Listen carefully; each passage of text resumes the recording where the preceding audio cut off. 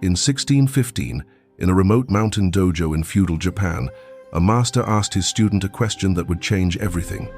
"Takeshi, if you face 10 enemies with your sword, how many can you kill?" The young samurai answered confidently, "All 10, master." The old master shook his head. "Wrong. You will kill none. Because the moment you think about killing 10, you have already lost to the first." This is the paradox every samurai had to solve. True victory comes not from action, but from presence. Not from technique, but from mind. Not from the sword in your hand, but from the silence in your soul. The samurai who understood this became legends. Those who didn't became corpses. And here's what nobody tells you. This principle isn't about fighting, it's about living.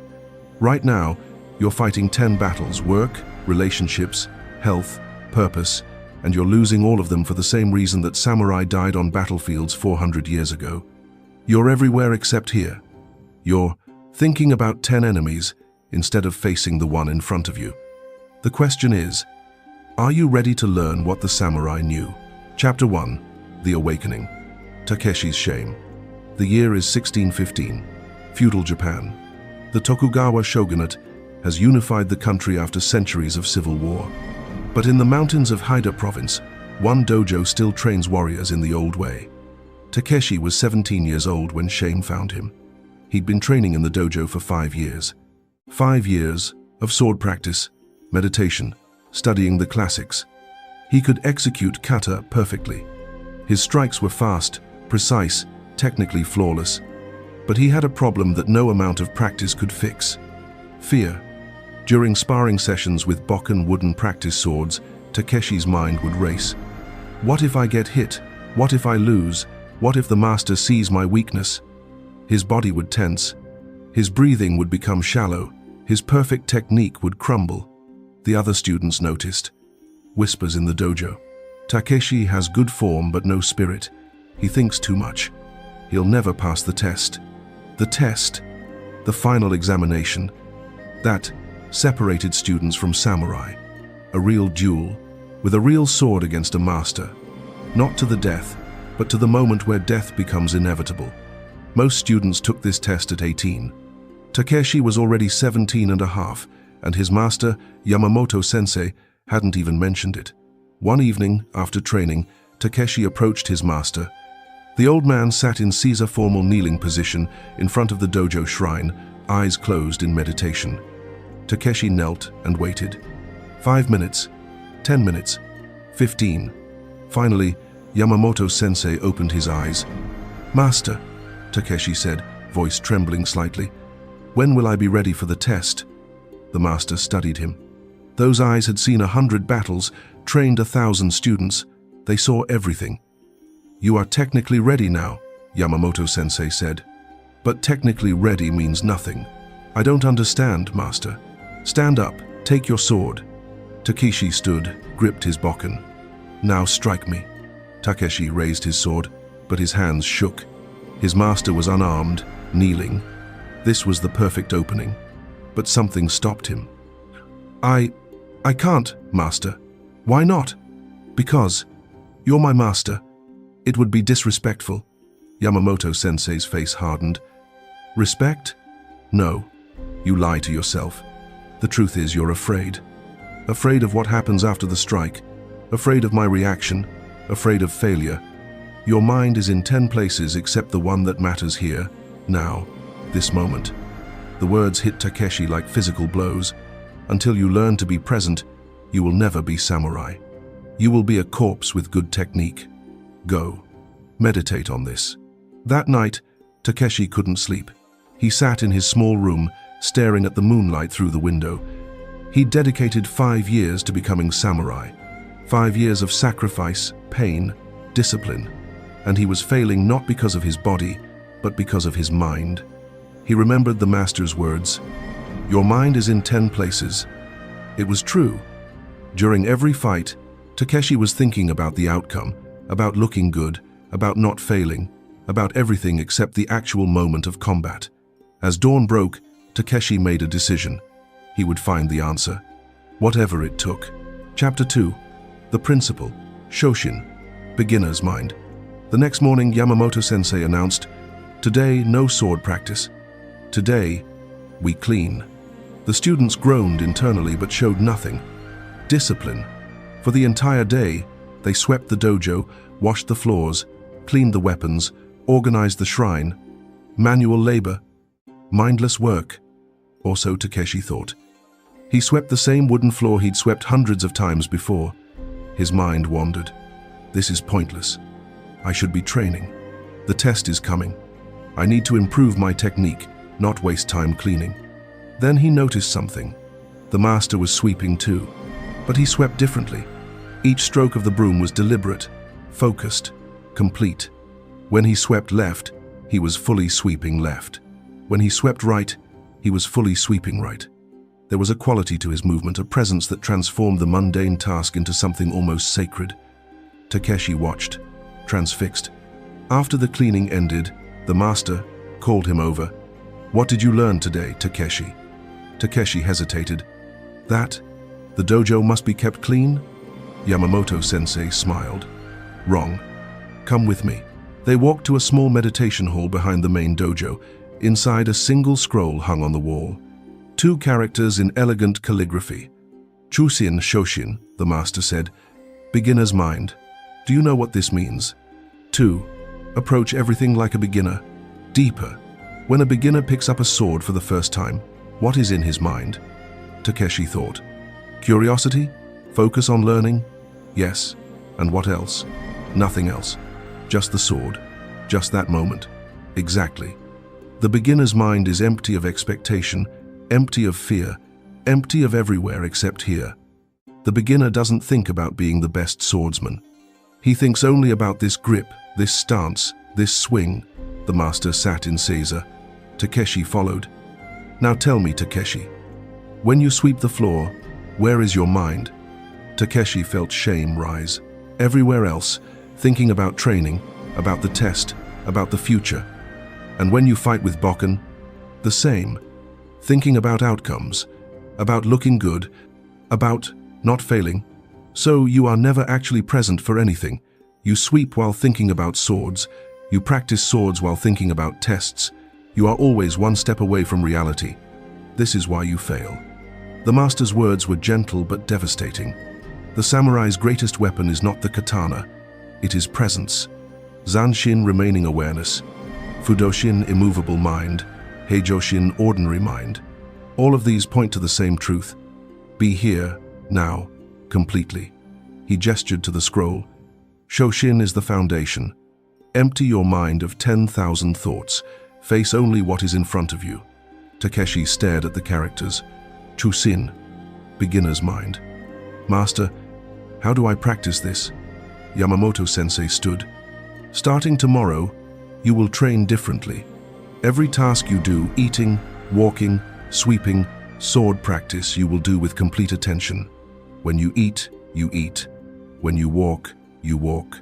When you swing your sword, there is only the sword. Nothing else exists. For how long? Until you understand. Maybe 1 month, maybe 1 year, maybe never. It depends on you. That night, Takeshi began. He sat for meditation, but instead of trying to achieve anything, he simply sat, breathing, present. Thoughts arose. Am I doing this right? Is this working? What if I fail? Each time, he acknowledged the thought and returned to his breath. Here, now, this moment only. It was the hardest thing he'd ever done. If you're beginning to understand how presence could transform your life, the way it transformed Takeshi's, join the Presence and Purpose community. Subscribe and walk this path with us as we explore the ancient warrior wisdom that builds modern mastery. Chapter 3. The Test. 30 Days of Presence. The first week was torture. Takeshi's mind rebelled against presence. Every activity felt agonizingly slow. Eating breakfast became an eternity. Walking to the training hall felt like wading through mud. His mind screamed, "This is pointless. You're wasting time.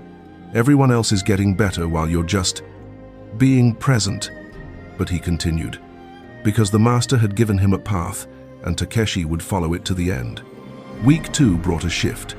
During morning meditation, Takeshi experienced something strange. For just a few seconds, the constant chatter in his mind stopped. Not because he forced it, it just stopped. In that gap of silence, he heard the wind in the trees outside, the creaking of the wooden building, his own heartbeat. It felt like waking up from a dream, like he'd been asleep his entire life and suddenly opened his eyes for the first time. The moment passed. The mental chatter returned. But now Takeshi knew. Silence was possible. Presence was real. He intensified his practice. When sweeping, he became sweeping. The movement of the broom, the sound of bristles on wood, the sensation in his arms that was his entire universe. When eating, he tasted every grain of rice, chewed slowly, experienced the simple act of nourishment.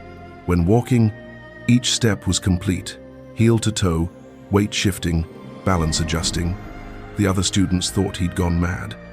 Takeshi walks like an old man now. He eats like a monk. Has he given up on becoming samurai?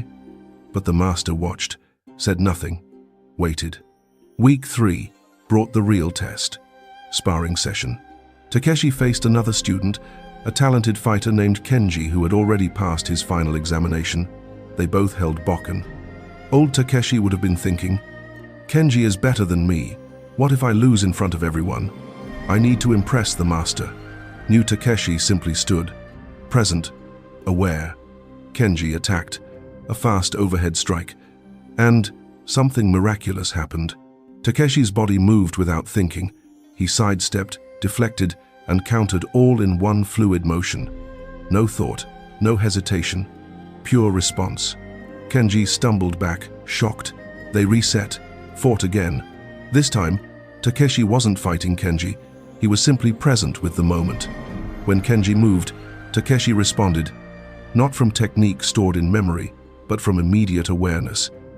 It was like the fight was moving through him, not by him. The match ended. Kenji bowed deeply. That was different. You've changed. Takeshi bowed back, saying nothing. But inside, understanding was dawning. Presence wasn't just a meditation practice, it was the source of all warrior power. When you're fully present, you don't react from fear or thought, you respond from awareness. And awareness is always faster, always more appropriate, always more powerful than thinking. That evening, the master called him over.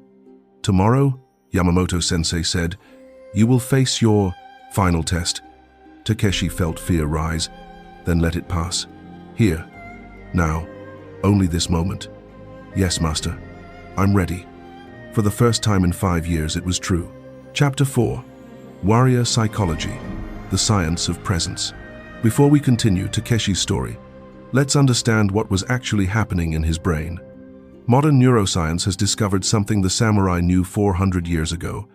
Presence is a trainable skill that physically changes your brain structure. When Takeshi practiced being present, he was deactivating his default mode network, the DMN. This is the brain network responsible for mind-wandering, self-referential thinking, and anxiety about past and future. Every time he brought his attention back to the present moment, he was strengthening his prefrontal cortex, the region controlling attention, emotional regulation, and executive function. This isn't mysticism. This is measurable brain change. Studies on meditation practitioners show increased gray matter density in areas controlling attention and decreased activity in areas controlling fear response and anxiety. The samurai didn't have MRI machines, but they understood the principle perfectly. Miyamoto Musashi, the greatest swordsman in Japanese history, wrote in the Book of Five Rings, "In strategy, it is important to see distant things as if they were close, and to take a distanced view of close things. This is presence. The ability to be here while maintaining perspective, the ability to face immediate danger without losing composure." Takuan Soho, the Zen master who advised many samurai, explained it this way: "The mind must always be in the state of flowing, for when it stops anywhere, that means the flow is interrupted, and it is this interruption that is injurious to the well-being of the mind." Modern psychology calls this flow state. The samurai called it mushin no mind. But there's a deeper layer. When Takeshi fought Kenji while fully present, His amygdala, the brain's fear center, had less control over his responses. His body accessed trained movements without the interference of conscious thought. This is what the samurai meant by, no mind doesn't mean having no thoughts. It means thoughts don't control you. The Hagakure, a practical guide to samurai behavior, states, meditation on inevitable death should be performed daily. Every day when one's body and mind are at peace, one should meditate upon being ripped apart by arrows, rifles, spears, and swords. This sounds morbid, but it's brilliant psychology. By fully accepting death, the ultimate fear, the samurai freed themselves from fear's paralysis. They understood, you cannot control outcomes, you can only control presence. When you're fully present, fear doesn't disappear, but it no longer controls you. You feel it, acknowledge it, and act anyway. This is Fudoshin, the immovable mind, not unmoved by emotion, unmoved by the need to react to emotion. Takeshi had discovered this, not through reading about it, but through living it. Through 30 days of choosing presence over distraction, awareness over thought, being over becoming. Now he would face the ultimate test. If this journey into feudal Japan is resonating with you, if you're ready to learn the samurai practices that create unshakable presence, subscribe to this channel. We're building a community of warriors who choose awareness over distraction, presence over performance. Chapter 5. The First Transformation. The Final Examination. Dawn. The dojo courtyard. Takeshi stood in hakama and gi, wooden sword in hand. Across from him, Yamamoto-sensei, holding a real katana. Yes, a real sword. Sharpened steel. This was the tradition. The student uses wood, the master uses steel. The difference in weapons equals the difference in skill. If the master wanted, one strike would end Takeshi's life. Around the courtyard, other students and masters from neighboring dojos watched. This was formal, official. There would be witnesses to either Takeshi's success or his failure. Yamamoto-sensei spoke, voice carrying across the silent courtyard. Takeshi has trained for 5 years. Today he faces the test. Not to defeat me, that is impossible, but to show warrior spirit, to demonstrate presence under pressure, to prove he is samurai. The old master settled into kamae fighting stance. The katana gleamed in the morning sun. Takeshi's heart pounded. His hands wanted to prove, shake. Old Takeshi would have been drowning in thoughts right now. What if I fail? What if I embarrass myself? What if I die? What if... But new Takeshi took a breath, felt his feet on the ground, heard the wind in the bamboo, saw his master's stance. Here, now, only this. The master moved. Not a full attack, a testing strike. Fast, controlled, aimed at Takeshi's shoulder. Takeshi's body responded. No thought, no plan, just presence. He sidestepped. The katana whispered past his ear. He countered with bokken, not trying to hit, just responding to the opening. The master deflected. Reset. They circled. Another attack. Faster this time. A combination, high strike, low sweep. Takeshi flowed, body moving before mind could interfere. Block, dodge, counter. The katana never touched him. Around the courtyard, murmurs. This was unusual. Most students spent the entire test defending desperately. Takeshi was responding, adapting, present. The master increased intensity. Real speed now. The kind of speed that kills in actual combat. And here's what happened. Takeshi stopped trying to win, stopped trying to impress, stopped trying at all. He simply was, present with each moment, each movement, each breath. The fight became a dance. The master would strike, Takeshi would respond, not from technique, but from immediate awareness. Zanshin, remaining awareness. Even after blocking, Takeshi stayed alert. Even after countering, he was ready for the next moment. 3 minutes passed. In combat, an eternity.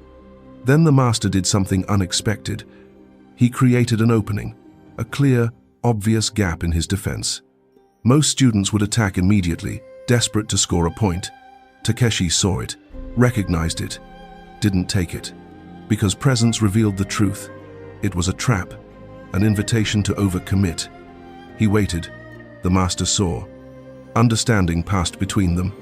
Then Yamamoto-sensei lowered his katana, stepped back, bowed deeply. Enough. You have passed. Silence. Then, applause. From the watching masters. Takeshi bowed, trembling now that the test was over. Not from fear, from the release of intensity. Later, in private, the master explained. Takeshi, 5 years ago you came here wanting to be the best swordsman. Today you became something better. You became present. The sword is just a tool. Presence is the weapon. When you didn't take that opening, you showed wisdom. The young warrior tries to win every exchange. The true warrior knows some victories are defeats in disguise. Takeshi listened, but something was stirring inside him. A question. Master, I've passed the test. I'm officially samurai now. But I feel like this is just the beginning, not the end. Yamamoto-sensei smiled. Yes, this is the first transformation, from student to samurai.